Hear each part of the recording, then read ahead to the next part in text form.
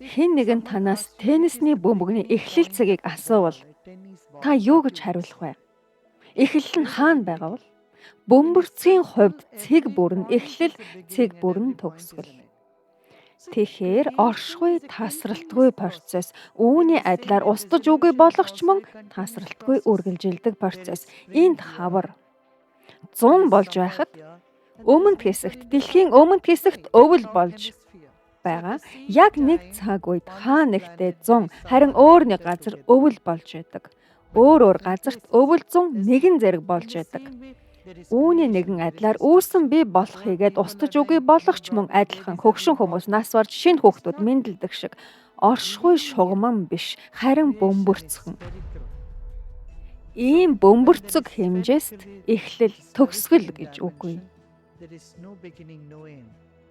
Ведад яг ингэж л хэлдэг. Тэд Бурхан мэдлээгүй, учир нь түүнд эхлэл гэж үгүй гэдэг. Түүний оршихуйд ч мөн адил. Оршихуй хувирч өөрчлөгддөг. Тиймээс эхлэлгүй, төгсгөлгүй. Ойлгож байна уу? Бөмбөрцөг эхэлдэггүй, төгсдөггүй хэрнээ тийм юм шиг санагддаг. Нар мандаж жаргаж байгаа мэт харагддаг ч үнэндээ тэгдэг билүү? Үгүй. Нар нэг байрлалаас гэрэлтэж туяарч байдгаас л тэгж санагддаг. Үүнийг мая гэж байгаа юм. Тийм биш ч тийм юм шиг санагддаг зүйлийг мая гэж байгаа юм. Үнэндээ эхлэл төгсгөл гэж байхгүй. Тиймээс Бурхан буюу Тэнгэрлэг цаг хугацаанаас чанагш байдаг. Цаг хугацаа байхад эхлэл төгсгөл байна. Учир нь хугацаа хоёр үйл явдлын хоорондын хэмжээс, харин орон зай хоёр объектын хоорондын хэмжээс байдаг. Харин Тэнгэрлэг цаг хугацаа орон зайнаас чанагш хэрнээ тэр хоёрыг хоёуланг нь агуулж байдаг. Яг л Тэнгэр шиг. Тэнгэрт хөвөх үйл шиг. Тэнгэрт эхлэл гэж байгаа юу? Тэнгэр хаа хүрч дуусдсан бэ? Үгүй дээ. Тэнгэрт эхлэл төгсгөл гэж байхгүй. Тэнгэрлэгийн даалайд оршихуй бүхэлдээ оршдог. Тиймээс эртний хүмүүс сат гэсэн.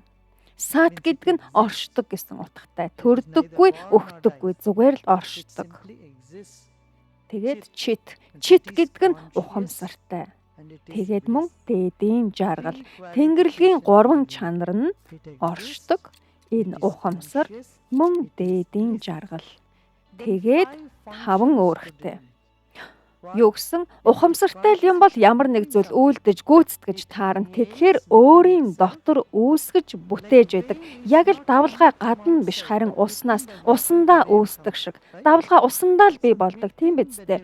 Тэгэхээр альва бүхэн Тэнгэрлэгт үүсч тэр л орон зайдаа оршин байж тэр орон зайдаа устж үгүй болдог.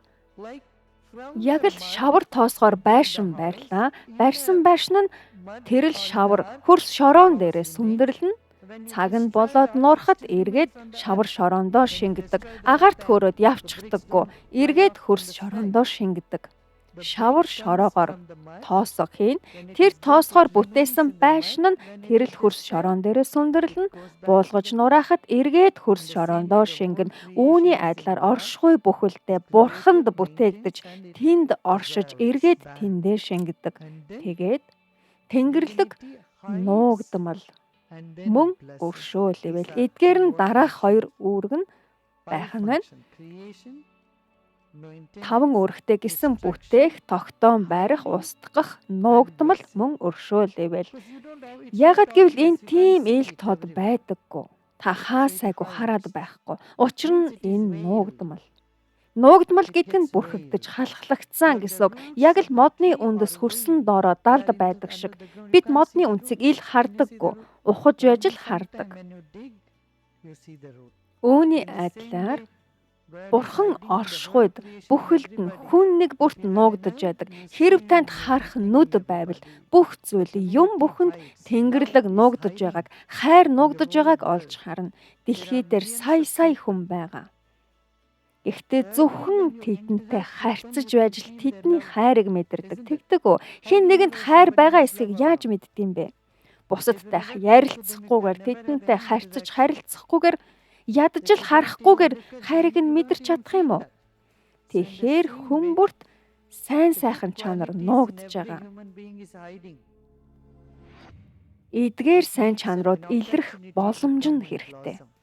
Хэн нэгний авьяас чадварыг хэрхэн мэдэх вэ? Хэн нэгэн сайхан хоолойтой байлаа яаж мэдэх үү? Дуулахыг нь сонсож байж. Сайхан хоолой нь тэнд анханасаа байсан. Гэхдээ дуулахыг нь сонсож байж л мэднэ. Тэгэхээр сайхан чанарууд хүн бүрт нуугдж байдаг. Үүний адилаар Тэнгэрлэг хүн бүрт нуугдж байдаг. Цаг нь болоход илэрч гардаг.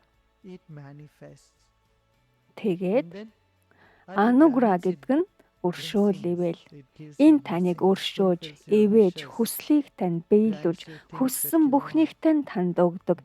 Энэ бас л Тэнгэрлэгийн хүч. Тэнгэрлэг 3 чанартай, 5 үүрэгтэй.